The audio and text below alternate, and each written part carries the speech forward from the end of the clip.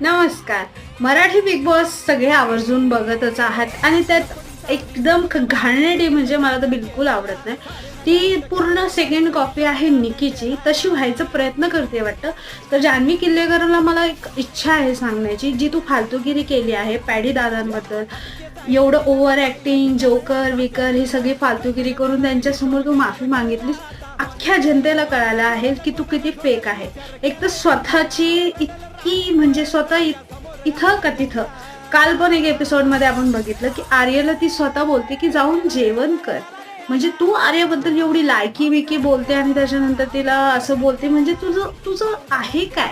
महत्वाचं आहे काय? तू स्वतः फेक दिसतीये राव आणि तुझी किती लायकी आहे, तू आहेस किती, तू बोलतीस किती राव. मजबुरीमध्ये आम्हाला सगळ्यांना हिला बघावं वाटतंय. कारण की आम्हाला तो शो आवडतो.